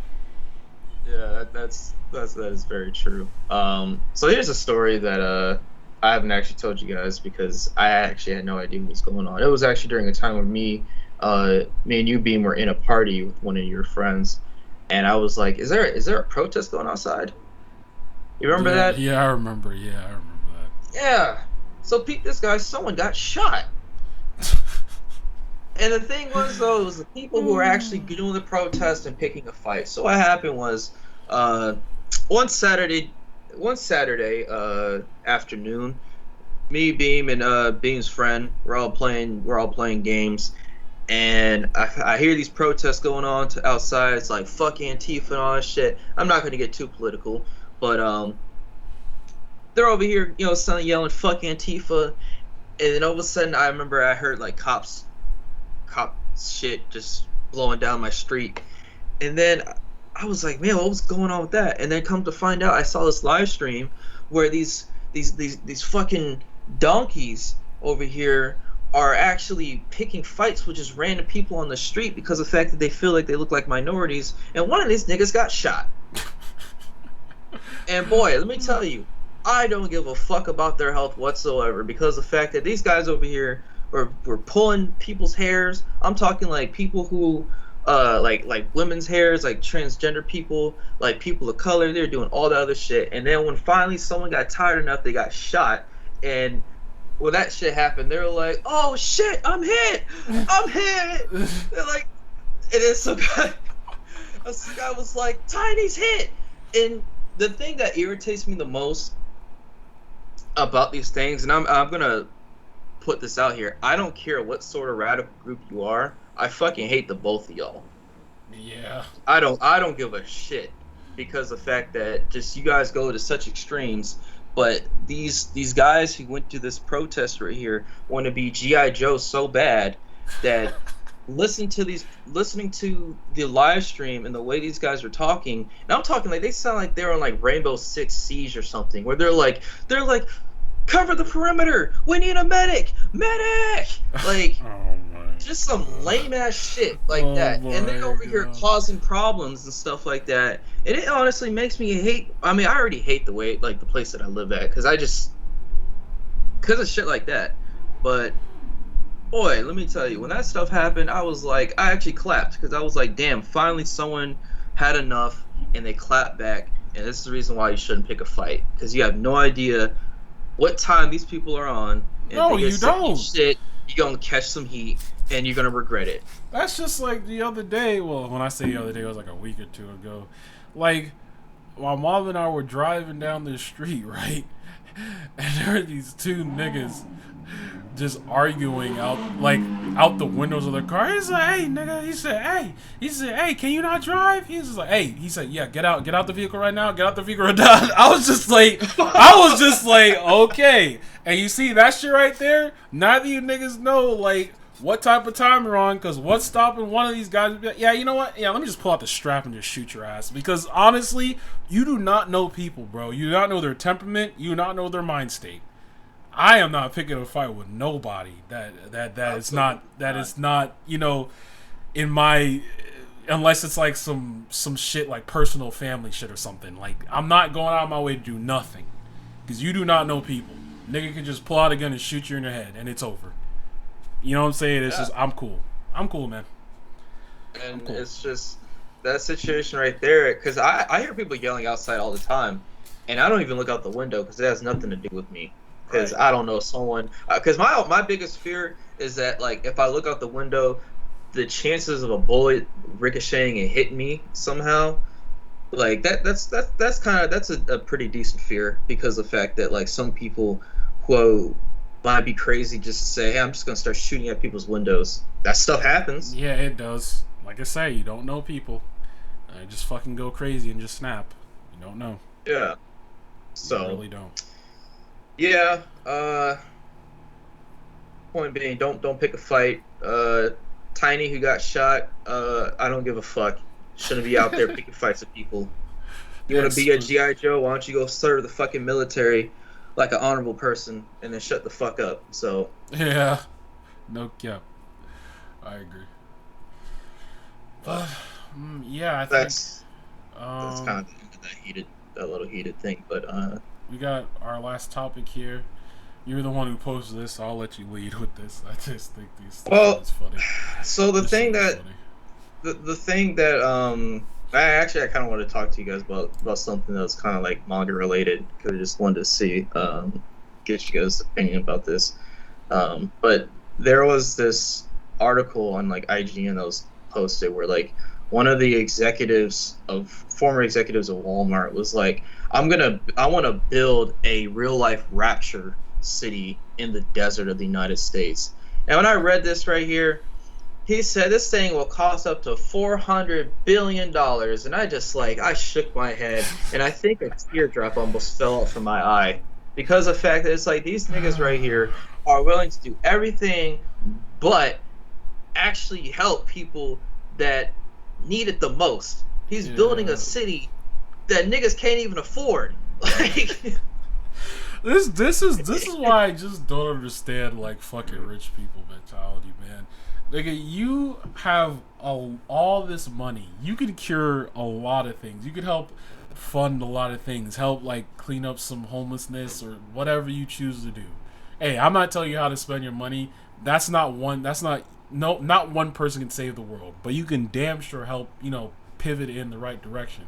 Instead, what you're choosing to do is build a fucking city.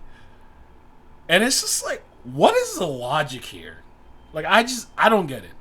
I don't understand why they want to build a Dubai, because I told these guys how like Dubai is like a failed city, and there's this one YouTube video that actually goes into detail why Dubai is a fucking stupid place. For one, there's slavery in there.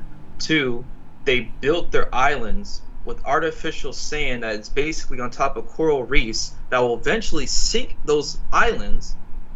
And then on top of that, for some strange reason, majority of the skyscrapers aren't connected to sewage lines, so they have to have shit trucks have super long lines on the highway to basically scoop up the little doo-doo in the building, so that way they don't have any cloggage or anything like that. It's so stupid, and it's just like, bro, just go to Las Vegas. Yeah. Like, stop building shit. Because what, you're gonna build this shit right here so that you can have housing and stuff that's like $4,000 for a one-bedroom apartment? Fuck out of here. Yeah. Okay, you guys are saying that, but you're not looking at the possibility though. He's trying to build a futuristic city that is like self-sustaining, that have all his energy that is being made in that city, that it doesn't depend on a power grid or anything at all. The city itself is just gonna be self-sustaining with all renewable energy itself. Fuck that. Like, nigga, use your money to actually better the world, bro. Like, that is better in the world. No, it's like, fucking not. You already know the type of people that live there are not gonna be any people like us. It's for fucking rich people, bro. But if that model of the city works, it could be a model for like let's say it could be that city could be a model for other cities to better the environment. If that's the kind of idea that he actually has to build, like, because he says something about having like a little like the carbon emission and like the carbon footprint on the world of that from the city that he's trying to build is going to be less than any other city in the world. So like, if that's what he's saying, it's going to be a freaking marvel to behold. But obviously, people such as us aren't going to be living in that city because that shit is going to be way too fucking expensive. But like the idea that he has going on, I think that shit could work, man. Because like, can you imagine getting from your house to your work in less than 15 minutes, or from one end of the city to the other end of the city in less than 20 minutes, because you have like super fast hyperactive trains from one end of the city to the other end of the city. Like, transportation is a breeze in the city without any stupid ass traffic and shit like that. Like, that's a Marvel city right there, man. But that's the thing that's the stupid thing about that though, because it's like, if you want to improve the infrastructure of a highway system or even transportation, why would you not invest in money in cities that you actually want to do that for? What he's doing is totally experimental though. He's not trying to like, it's an experimental city to see if that model can actually be implemented in other cities, because like other cities, the undertaking of the project that he's trying to create is really hard to incorporate it into things that already exist. You got to be able to build it from the ground up to see how it works before you implement it in things that already exist. Because if you try to implement it into things that already exist, it's just gonna be a battlefield, and like people don't like change. And if set change that is being implemented is not like it's not making that life easier, and it's costing them more money, they're gonna like say like fuck it, we don't want this shit. We don't want this shit. Like take it back to the old system. So the fact that he's trying to build a city from the ground up and have it work it or have a working model that is actually that they could use as a template to like incorporate it in other cities. That's a Marvel idea, in my opinion. It's a good idea on paper, but it's On just paper. like, but just I didn't say it was gonna work. I know what you're saying. That's not like it's all like hypothetical and all that stuff like that. But I'm just saying that like it sounds good on paper for what this guy wants to do, but Dubai is a really good example of like how wonky it can get. Like if you're gonna create another Dubai, you might as well just not do it at all, because the fact that it's like it's not gonna end up well. It's not gonna last very long. Yeah. I mean, they're not gonna have the exact same infrastructure as Dubai, where they're having to make artificial islands and stuff like that. I'm not saying that, but it's just like the average person right here, unless you plan on having the average person living here, and you do have you're creating like economic segregation. And this is my biggest fear, is like if you have that little sense of segregation, what's to stop these people be like, you know what, since we're actually separated, why don't we just have another situation where we just fuck up the water and then put all our shit out there, and then these people who are like middle class have to deal with it. Like it's just that's the part that I don't like. You're looking at it from a worst case scenario, though. Yeah, I do though, because it's just like there are homeless people outside. There are niggas out here in camps. It's like it's a reality versus hypothetical. The city is gonna be all the way in the fuck desert. Like besides them having like fences to keep people who aren't welcome to the city out, I don't think there's anything else that they're gonna be polluting anybody water wise or whatever. Because the same water. That's another thing too. Is like, go ahead. No, because I'm about to say the same water system they're gonna be using is the same water system everybody else in the freaking state is gonna be using. So it's not like it's gonna be anything different. You pollute that water system, you're gonna pollute your water system. So whoever is stupid enough to do that is just, yeah, I don't know. That shit happens. What can I say? And that's the other thing is too, is like this is in the desert. Where are they gonna get their water from? Because it's like the same way they have like long ass like running pipes, oil pipes that have natural gas running from like one state to the other state. They could do that with the water lines. That's a very, very complex thing. So. It is, but it's possible. And also, yes, like I said, it's supposed to be a template for a futuristic city. So whatever the hell they're trying to pull, maybe they already have people who's already like having a blueprint mapped out for to get that done. But who knows? We're just speculating at this point. But I don't think it's such a bad idea. But obviously, we're just gonna be reading about it in the newspaper. We're never gonna like have live in that said city because we can't afford it. It's just that simple. Yeah, I'm just gonna say until I do, I just think it's stupid. Like I just don't like that at all.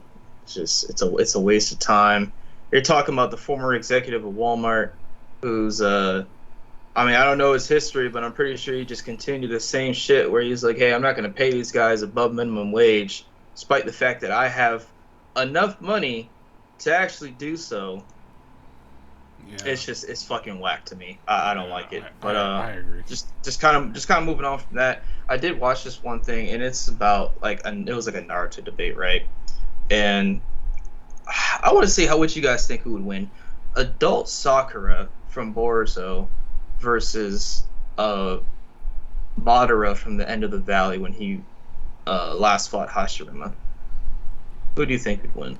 Madara. Like, I don't even think it would be close, to be honest.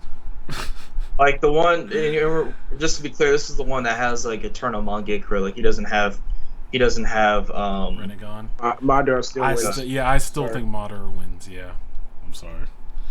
I don't even see how you could even argue that Sakura would even stand a chance. Right. I'm sorry. I'm sorry. I'll put it into this context right here. This version of Sakura has probably trained with Sasuke at this point, who has Renegon and Sharingan and all that other stuff. Has fought Shin and like multiple Uchiha clones, hand-to-hand combat. Right, which I'm not trying to downplay, like, because at this point she would be beyond Tsunade level, right? She has all her techniques. She's learned a lot from her life at this point, but I still don't think, just because we talked about this off air, didn't we? Like yesterday, like just how, yeah, not this specific thing, but just how overpowered Madara was, and how Kishimoto just didn't know where he was going with that villain, that and Kaguya, but. It's Madara specifically. Nigga, this man came back in base form and was beating the shit out of everyone on the battlefield. Nigga went against like a full Kage team and they lost. And he was in base form. Like, I will say, to be fair for that right there, it was Kishimoto's fault that he introduced the idea that Edo Tensei had unlimited chakra and could just heal back together. Like, that was... Because... If you remember too, Tsunade like punched a hole in like the side of his rib cage, and it would have killed him.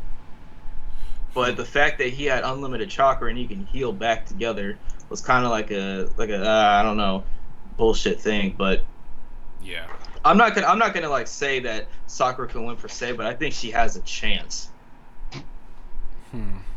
Just because of the fact that she has fought against and Uchiha, and the fact that she's most likely trained with Sasuke, who was the strongest Uchiha that she's ever fought. Yeah, to ever live. Basically. Yeah, to ever live. Yeah. So. But the only reason I brought this up is because I saw this debate going on, and I don't know. Are you guys willing to debate with other people other than ourselves, like amongst this group? Nope. I used to. Yeah. Not anymore. I don't have the energy for that shit no more. Yeah, I can't. I don't have the energy to debate people, especially online. And then when I saw this, I really don't even know why I'm really talking about this, but I guess it's just like an observation of what I was watching. But it was Afro Senju, this guy named Kabuki, who strangely he sounds like you if you were on Dirty Sprite and Peyote, because this guy was like going crazy. No, like no kidding. He was wild as fuck. Like, what side was he on?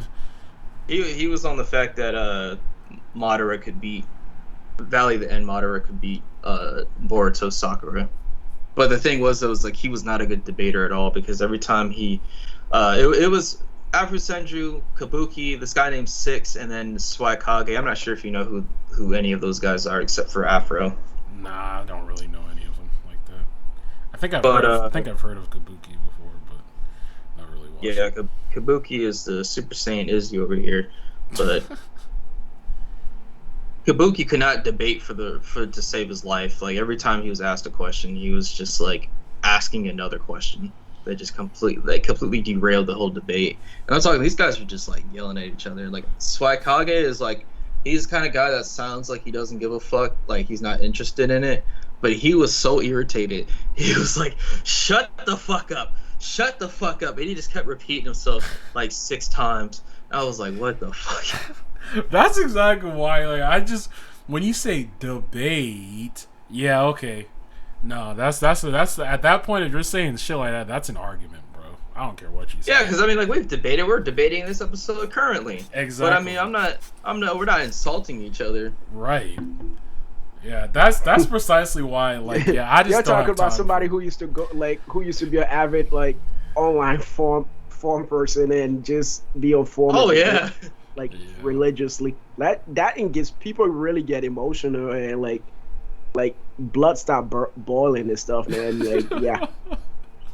Yeah, can you add to your experience with that, just how emotional people would get over a fictional fucking character? Oh like let me tell you, like, people will get so emotional, they'll start attacking you freaking like like they'll start attacking your family. Like, they don't even know your family, but they'll just straight up like start like going off and trying to tell you like how stupid you are and all kinds of nonsense, because like instead of actually giving you facts to like rebuttal your argument or your case, they would just straight up like, since they don't have any points to make anymore, they would just start personally just attacking you and telling you like everything you're saying is stupid, and they just don't want to hear. Just keep like in circles and circles. Yeah, but that's exactly why. Like, yeah, I just maybe in the past, like you, Izzy, but not probably as frequently. Yeah, I've had some like debates, but yeah, it's taxing, man, because as soon as you like make a good point, like you were saying, and they don't have any evidence or points to back up their claims, they just immediately go to just start attacking you. And it's so weird how whenever you win an argument, like the next thing they want to do is talk about how they fuck your mom. Like, what sort of shit is that? Fuck? Yeah, because I remember every time they lose a conversation, like, well, that's why I fucked your mom. What the? That's a weird flex. Like, okay. Like I told you, man. People, because they don't have any any rebuttals, bro. Like, if people don't have any rebuttals, then the only thing that they could do is personally attack you now, instead of actually like. That's why I say, like, every time you throw facts at people, like, I used to like constantly like use like articles and shit, like, just to show people facts and shit, but like they don't want to accept that shit because they have their own headcanon. Right. It has to work in their mind. And you cannot convince, like, if somebody has a headcanon, it's really hard to convince people otherwise. And I'm the person who used to be debate. Okay, right there, you're talking about two people from the same universe or in a battle, right? I used to be debating multi-universe kind of shit, like where I'm debating somebody about something about Goku and versus Superman, or Saitama versus Goku, or something like that. So I used to be debating like different universes character against each other, making a point to like who's gonna win. Right. And yeah. And I throw some mangas facts at people, but like sometimes people just don't want to accept that shit, bro. Yep. Because they have their own headcanon. They don't never gonna believe like their favorite character is not on par with other characters that is like clearly have shown superior ability than their favorite character. Like, come back and tell me when Sakura can destroy a meteor with her fist, then we can debate about this shit again. Because if she can't do that shit, then no, Madara fucking stomp the crap out of her like always. I mean, she probably can. I mean, with her fist. Yeah, because did you forget how when Madara summoned that meteor yeah, but that's the thing. That's Edo Tensei. That's Edo Tensei. This Madara right here had Sage Mode imbued in his skin. Remember, he had his best friend on his chest, like. So, wait, what Madara are we talking about over here? The End of Valley, the one where he fought against Hashirama for the last time. Hashirama? Yeah, where he strictly just had no Sage Mode, no nothing. He just had his Eternal Mangekyo Sharingan, that was it. And maybe he had Kurama, but I don't think he would have still had Susanoo, right? I still think he's winning because he has Susanoo, and there's no way her fist is going through that. Nah, I can't buy that. Nah. If he still has access to Susanoo and his Eternal... And Susanoo is supposed to be considered ultimate defense. Sakura is not going to punch through Susanoo, so no, she still loses. Yeah. Didn't someone punch through Sasuke's Susanoo, though? Who? And Boruto? Who? Like, I could have sworn one of them members other than Jiren, Jigen. But those guys have anti-chakra. You forgot half of them are cyborgs. They have anti-chakra abilities where it bypasses most of the chakras, remember? So that is true. They can do that. But Sakura does have more chakra reserves than Madara, though. Because the fact that she has that little diamond-shaped shit on her forehead. Bro, she's like a bootleg Hashirama. Did you forget Tsunade didn't have Hashirama natural affinity for chakra, which is why she has that dot on her face? Yeah, no, she does. But the thing is like Tsunade is not as strong is because of the fact that, for one, she has to use her chakra to stay young and like a right. MILF, and also use that same chakra to heal herself. So like, she's like on overtime. She's practically like Wolverine. But like Sakura, on the other hand, she's like what, in her 30s and stuff like that. She's just storing up chakra as she goes. I'm not gonna say she's as strong as Hashirama because of the fact that Hashirama does have wood style technique. Sakura will never have that. Nope. So yeah, she's not gonna win. Madara still wins, dude. Because like when Madara pulled out his Susanoo, what's his face? How to pull out his wood style Buddha, whatever technique to match this sheer skill of it. Sakura isn't gonna be doing anything like that. Yeah, that's true. I would say the only way that she could probably actually like deal near fail damage is if she like ran the clock, and because again, like I said, this is like her experience with Sasuke right here, who he's probably told her like, hey, I mean, if you ever fight. Yeah, I'm not saying I'm not trying to downplay like that. She won't at least hurt him a little, like a bit. Like I think she could. I just don't think she could win.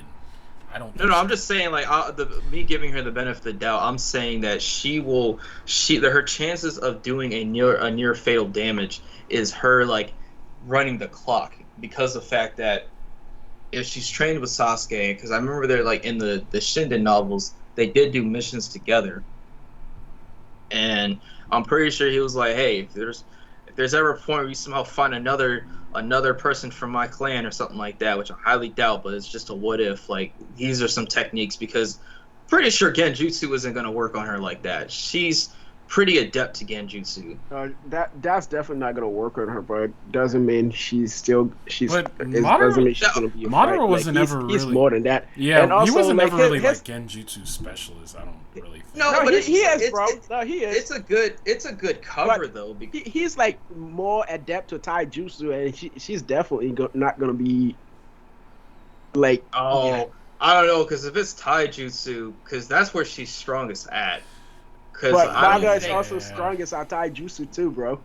yeah, not as strong as Sakura, because that's like her main thing. I feel like Madara would definitely, if I were Madara, I would definitely be like range combat. I would definitely be doing my fireball juices and stuff like that, because I wouldn't do that at all. Like, think about it. That's like if you were Shang-Chi and you're like, oh, I'm a very good fighter and I'm really good at taijutsu, but I'm going to try to fight the Hulk. When you're going against strength, that's not going to work. I would never do that. I would definitely do range combat. You definitely would do like a fireball shit, like, and probably Susanoo. That's his best defense. Yeah. I mean, yeah, you do have to give Sakura some credence in the fact that she literally trained her ass off to be good at basically taijutsu, because she is a Jonin too, by the way. Right. So she would be formidable in some area. I think Madara's good on all fronts, but at a certain point, she would probably take the cake in taijutsu. So his best bet would probably be Susanoo and ranged attacks. I don't think he would do. Bro, he's not gonna be far behind in taijutsu, bro. Like, you're talking like somebody who fought Hashirama. Like, every technique that Tsunade has is something that she learned from Hashirama, and Hashirama was able to use Sage Mode. Like, that dot on Sakura's face, it's a partial Sage Mode technique that Tsunade couldn't learn. That's why she created her own version of that. Yeah, but that's the thing though. We're talking about Sakura, who's already experienced the Fourth Great Ninja War. She's already experienced a stronger Madara, and she's fighting a Madara who was significantly weaker from that version.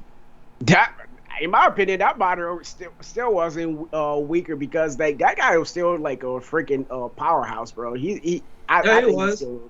It's gonna be a high difficulty fight for him, but he's still gonna win, in my opinion. I would say this: it would definitely be a clear win for Madara if he has his speed, because he is very fucking fast, for one. Yeah. That's the thing that I'm saying that Sakura won't necessarily win right off the bat, because of the fact that she does not have the speed. If she had the speed along with the taijutsu, I think it'd be a wrap for Madara.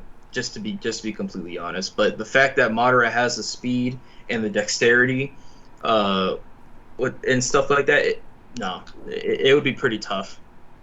Right. Yeah, I agree. So that's a good debate, though. We should do more of that often. yeah, and you notice how no one got called a nigga in the midst of this argument, this debate. Yeah, I'm not gonna say to one of you niggas just because I'm like don't agree that I'm gonna fuck your mom or some weird shit. Like what? That shit is so fucking example of weird. form. That wasn't actually part of the actual debate between both of them. I thought that's saying, what like, you actually said they did. Like I was like, no, what? no, they were just like insulting, and it was just a very unorganized debate. And for me personally, I don't really like having debates just because of the fact that, like, well, you guys know this person. I talked about this person before, but there would be times where I'd be dating this person, and it's just the worst because I feel like I was always getting hijacked into an actual debate when I never even wanted one, and then I'd get insulted for not being a very good debater when I'm like not even participating. But that's beside the point. Yeah, these guys are here just throwing numerous insults. Like it wasn't even funny. Peyote Izzy, and then we had Six. This guy named Six, who was like, I don't know, he just came off very unfriendly, like mad unfriendly for no reason. Oh man, yeah, I'm cool off debates, man. Like I'm cool, honestly. But yeah, is that the end of this? Yep, I just want to say real quick, I changed my name to Gamdo Jr. the Second for no particular reason. And two shout out to these guys because yesterday I was dealing with some bullshit that was just like I felt like I was just about to go mad. But yeah, shout out to these guys here because they kept it, they kept me cool, calm, collected. I was ready about to blow up. Seriously, he just needed some ears to vent into. Yep. Yeah, I was fucking upset, but yeah. Shout out to these guys. What are friends for, my guy? What are friends for? Yep. But yeah, I think that's the end of the podcast. I have nothing else. What I talk about the One Piece chapter, and bro? Izzy, I just went on YouTube and I thought there was a break this week, so I didn't even fucking read it. You didn't read a chapter? No. Bro, you gotta right now. We gotta talk about this shit, bro. If you don't read this chapter right now, well, you guys are gonna have to talk because it's gonna take me a little bit to read it. No, while you're reading it, we're gonna be talking about it while you're reading it because that's like a live reaction freaking shit. I want to do a live reaction while you're reading this shit. Okay, let me just pull it up on my phone then. I thought there was a break this week, man. That's why I just thought that. And there's not any break next week either, so like the epic mix continues, bro. Okay. Damn. Well, shit. Damn. I got you. I actually kind of forgot. About the One Piece because I thought you guys would have been talking about it like yesterday since we were in the party, but no, like. I forgot about it last time we had a podcast too because we were already over like a long bit of time anyway last time. So, I just sent you the link. You could just read it in one page and in that link that I sent you right there. I'm still waiting for Sunday because Boruto has come out. Dragon Ball's on a back burner. I'm mostly interested in seeing how Boruto anime is going to adapt the manga because like we finally are at a point to where Ishiki is basically going to try to capture Kawaki, and then Naruto, Sasuke, and Boruto and Kawaki are both going to go into this extra dimension, and that's what we're going to see like Naruto get like his Varian mode, and then Sasuke's gonna be a Nick Fury.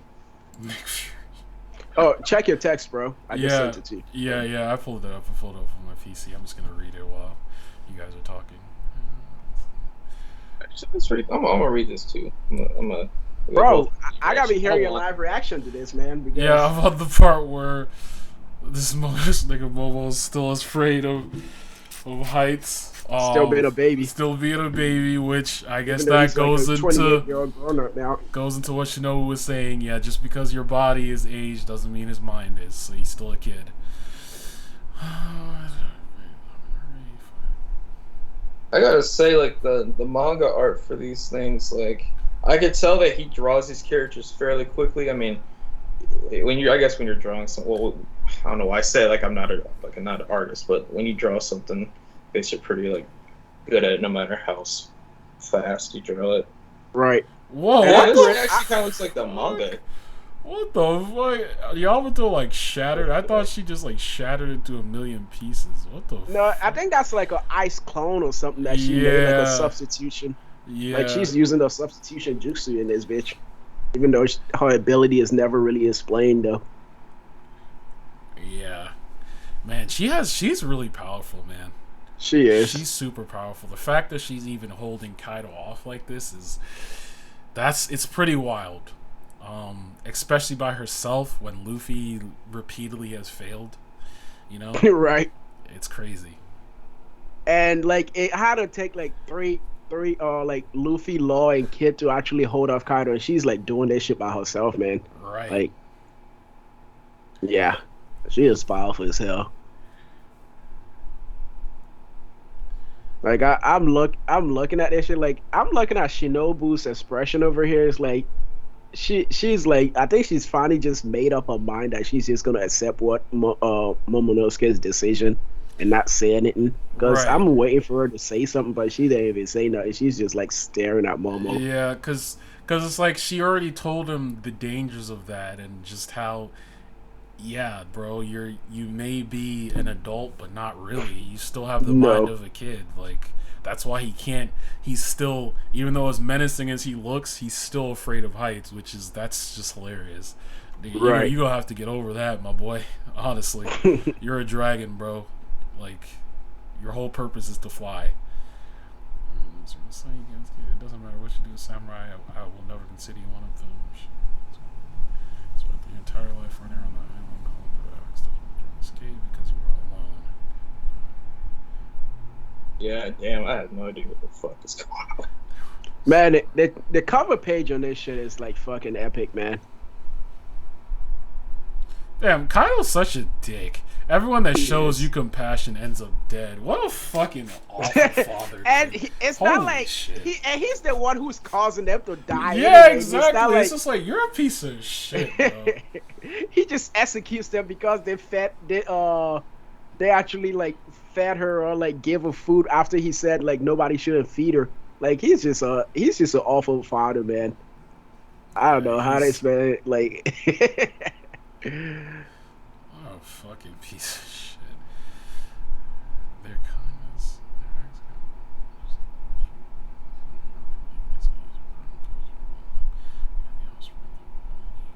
You're an offspring. You're the offspring of an Oni.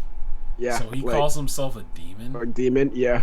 So Huh. I guess that's another review, but we just still also have to wait for like the official translation to see if that's how he refer to himself in the official. I'm not gonna spoil it because I know Beam is still reading, but I'm looking at a panel right here where like the way that it's drawn right here is looking really detailed. Is that part of the same chapter? Which one? Like what are you talking about? There's like a scene where there's a character there's like a big ass mustache and has like a cap. That doesn't even look like the same. What the hell? Is it from the beginning or all the way at the end? Which page is it on? I'm looking at page 29. Is that? Oh, you're talking about Kaido's? Yeah, it's part of the same chapter. Why does the detail look so different? Or the does he do that naturally? Because they don't even have the same eyes. Yeah, like that's like older style of drawing. Like he draws characters that shows a lot of different expressions, man. No, I mean, like not only that, it looks more realistic. It's cool Yeah. that it's so everyone's gonna know this is Momo off rip. That's cool. They don't know. They're freaking this shit out because this is big ass fucking pink dragon just buffs through the damn ceiling. They don't know what the hell is going on. Yeah, they That's just why saw everybody's Luffy. freaking out. Right. So Luffy, that's all I might be looking at something else. I don't know. Because like they were oh hold up, you said I'm gonna make it into a single page because I'm reading it in like a full single page. Let me make you say page 29. There ain't no page 29. Make it a single page and then let me know what page it is because it's in a long page format right now. Like Oh, I'm reading this. There's like another. It's called like chapter. okay. So it's a One Piece episode A. I went too far because I was about to say like, that doesn't look like any of the One Piece characters because they look like something. It looks like something off of Attack on Titan. No, because like sometimes Oda gives like other authors like permission to like draw One Piece characters and make and like draw One Piece stories and shit. So that's why like some of the art made look different. Because like I know last time he let the Toriko guy draw One Piece, and the guy who does Doctor what's that Doctor whatever what's that Stone? Doctor Stone, yeah.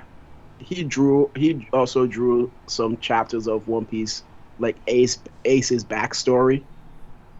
He drew a few chapters of entire Ace backstory. Look at the combo attack. The combo attack. Clapping, bro. Yeah, dude, the fucking combo between Yamato and Luffy, dude. Ugh. And you see how fast he jumped from gear. He went into gear 4 and jumped back out of it. This is what I'm talking about over here, Tim, bro. Like, bro. Like, that's what I'm talking about right there. You remember we were talking about how like he should be able to go through his gears really quickly. And if that's something that he has perfected, like he's about to be cool as hell, bro. Because now nobody's gonna be able to stop him. Yeah. Because now he's not gonna overexert over. Bro, it's cool to see. Oh, dude, this shit is sick, bro. Yeah, it's cool to see standing on top of Momo, bro. Yeah, and it's just cool to see the interaction between Kaido. He's like, "Who the fuck is this? Who is this?" It's just like, why is there another dragon? Yeah, it's like, what the hell? Like, shout, how are you still breathing? And who is this dragon? A peach dragon could it be? It doesn't matter what you do. Wait, no, I read that wrong. I'm still looking at this shit, but this man looks so freaking menacing, bro. He look way more menacing than Kaido, man. He does. Like, it's crazy, actually. Like, and then the fact that a lot of his, like, because, like, that fur that Kaido has, like, on Momo, that's actually, it seems like fire. Fire, right. Yeah, so that's crazy. It doesn't matter what you do, I'm not going to die. I'm the man who became the pirates. Oh, okay, I read that wrong. This idiot over here. How can you be a dragon and you're flying with your eyes closed? You know about the stupidity that entails? Oh, I hate this nigga Kaido, dude, bro. His dialogue. The world doesn't need another dragon. Like shut the fuck up, nigga. That man wants to be the one and only dragon in the world, bro. He's like, nah, we don't need this shit. Dude, I wonder if he's gonna tell that to Luffy's dad though. I mean, that's true. That is if Luffy's dad actually has a dragon devil fruit. Be even more hilarious. Talk about the world doesn't need another dragon. It's like, nah, bitch. I'm always the dragon. You could tell that fucking Yamato, she was spent because she literally went back to base tired form. As hell. Yeah, base form. I mean, Kaido went back to base too, but I don't think it's because he was tired. It's just probably because he was fucking around. He's like, whatever. Right. Like, if she's gonna go back to base, then what does it matter? I'm still stronger than she is. But yeah, man, that was that was a great chapter actually. Damn, man, and the fact that there's no breaks in this nigga Oda, man. He's on a row, bro. He's on a fucking row. Yeah, that's a great way to end the episode actually. The live reaction. Yeah. I can't wait for next week, man. I can't wait. But yeah, I guess this is where we end the episode. Thank you for listening. Please make sure to like, comment, subscribe, share, all that good stuff. And we will catch you guys later. Peace.